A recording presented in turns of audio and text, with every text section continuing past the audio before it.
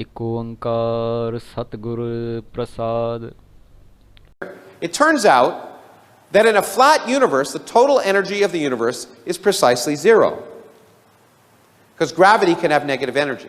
So the negative energy of gravity balances out the positive energy of matter. What's so beautiful about a universe with total energy zero? Well, only such a universe can begin from nothing. And that is remarkable.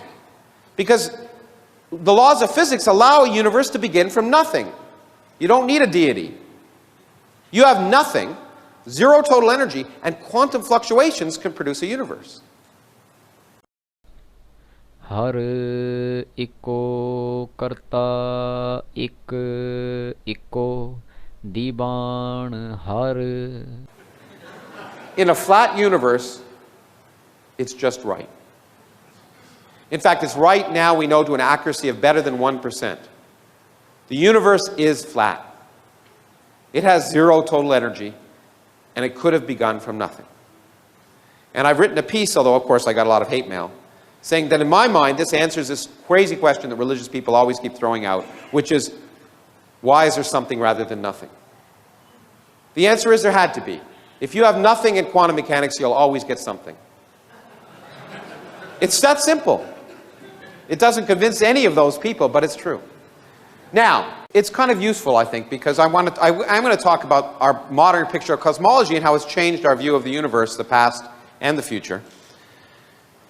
And in some sense, how that picture is clearly remarkable, and far more remarkable than the fairy tales that are made up in most religious situations. But the key point is mystery. That's one of the things that makes science so special, I think, is that scientists love mysteries. They love not knowing. That's a key part of science.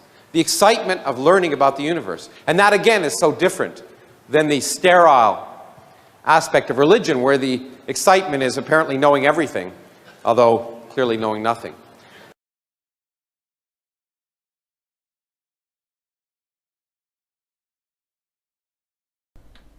ਤੁਧ ਆਪੇ ਧਰਤੀ ਸਾਜੀਐ ਚੰਦ ਸੂਰਜ ਦੋਏ ਦੀਵੇ.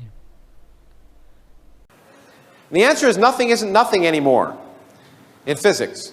Because of the laws of quantum mechanics and special relativity, on extremely small scales, nothing is really a boiling, bubbling brew of virtual particles that are popping in and out of existence in a time scale so short you can't see them.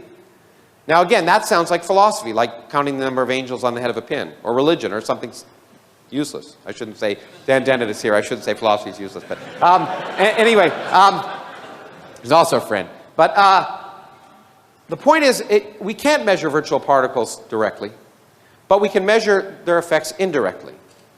And in fact, they're responsible for the best predictions in physics. Here, by the way, is actually an animation that was shown at the Nobel Prize ceremonies about 5 years ago by a friend of mine who happened to win the Nobel Prize for developing the theory that produced this. This is the space inside of a proton, the empty space inside of a proton. Not where the quarks are, but the empty space between the quarks. And this is an animation, but it's an exact animation coming from physical calculations. This is what the space looks like. Now, how do we know that? Well, there are a lot of reasons, but one of the things are, it turns out most of the mass of the proton comes not from the quarks within a proton, but from the empty space between the quarks. These fields popping in and out of existence produce about 90% of the mass of a proton. And since protons and neutrons are the dominant stuff in your body, the empty space is responsible for 90% of your mass.